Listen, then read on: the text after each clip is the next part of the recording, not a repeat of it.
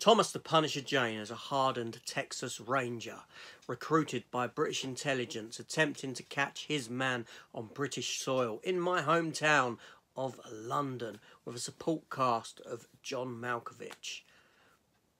Is this a return to form for the former Frank Castle, or does this film just punish its audience?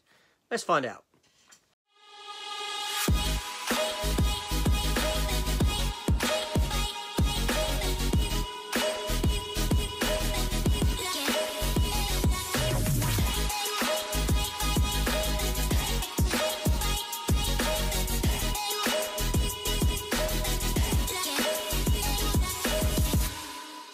So welcome back to the channel, everyone, and welcome to a new movie review, and this being for Thomas Jane's new action thriller One Ranger, running at 1 hour and 35 minutes with an 18 rating for some violence, for some sexual content and language. The film is distributed by Lionsgate and has just dropped onto places like Amazon Prime and things like that, depending on your territory. The film is directed by Jesse V. Johnson, who is also the writer of the movie. Jesse V. Johnson is responsible for movies like The Debt Collector 1 and 2 and Accident Man, starring Scott Adkins, so he does have a bit of tenure in the action arena.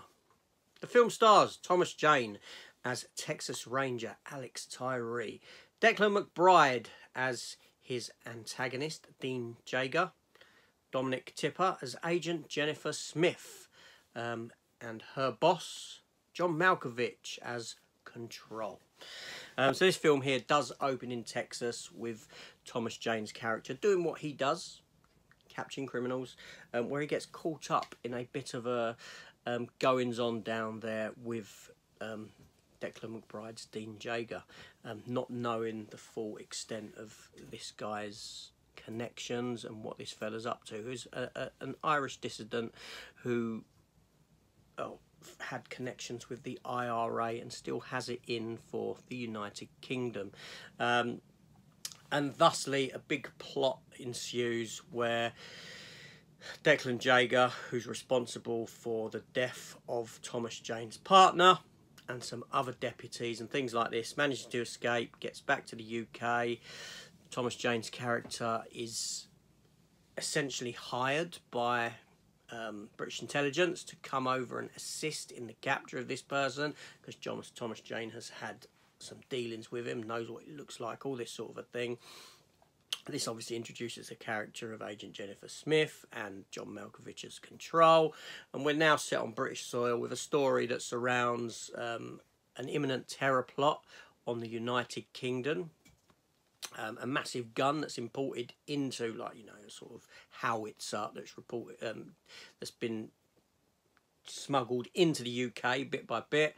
A dirty bomb potentially going off, and it's up to Thomas Jane to save the day, shall we say. So this film here, I've been very subtle with the plot, very sort of brief, vague. I don't want to spoil the film for you if you want to go into this one and watch it. Now, I was excited by this film when I saw it. Any Thomas Jane movie does intrigue me, excites me, because obviously I'm a big Punisher fan and I love the 2004 Punisher movie. So Thomas Jane coming back as a Texas Ranger, trying to catch his man, fantastic. I'm on board with this.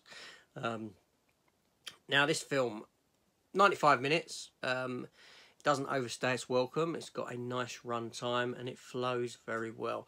However, it's got a very convoluted plot. There's this huge plot going on with regards to Cossacks, Russians, IRA. You know, you got the Texas Ranger part, you got the UK and the English. There's a whole wealth of different sort of people in it from different locations and things like this.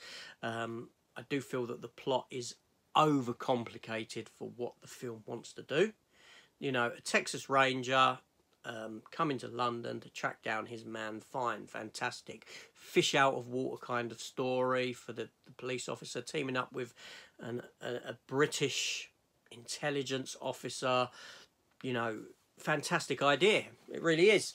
Thomas Jane's performance is great. He commands the screen in every scene that he's in. He's very good in this role. Obviously, Declan McBride as Dean Jagger, he's very good as well. You know, a decent performance there. There are some performances surrounding them that are not so good. And unfortunately, one of these performances actually comes from John Malkovich. Couldn't tell you what John Malkovich is doing in this movie. I mean, not in the sense of why he's in it, in the sense of what he's actually delivering. He gives a very monotone performance. I don't know if he's doing an English accent or if he's doing something else. I have no idea. But John Malkovich just looks like he's sleeping through his scenes in this movie. Like, he just doesn't care, that he doesn't want to be there, and he doesn't want to give a performance. Seriously, it's so monotone in his delivery. It's off-putting. Every time he comes on screen, I cringed. I don't know what went on there. I don't know. With all the other accents going on in this film, you've got Irish accents, you've got Russian accent, you've got Thomas Jane delivering a Texan accent, and then you've got John Malkovich delivering a I don't know what it is accent. It takes you out of the movie. The film's got some nice action set pieces, some good fight scenes where Thomas Jane keeps going up against this big Russian fella. Yeah, it did remind me of The Punisher. But ultimately, Thomas Jane's character does get thrown around a lot, takes a lot of beatings. I expected him to be somewhat more capable, harder, shall we say. At some point, I was expecting him to just keep being saved by Agent Jennifer Smith. This didn't come into play, but it kind of sort of felt like it was going to go that way. It's an okay movie. It's a very middle-of-the-road movie. You're either going to like it or you're not.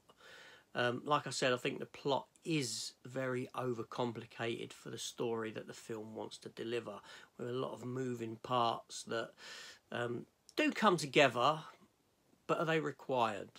I don't know. The film is bookended by Texas scenes, or Mexico scenes, Texas and Mexico. The film's all over the place in location as well.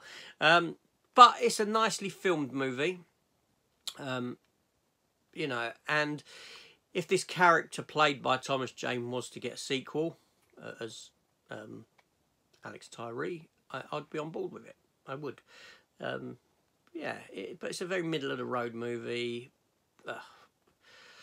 Would I get it in my physical media collection? Feasibly? Yeah, I think I would, but it would have to be Blu-ray only.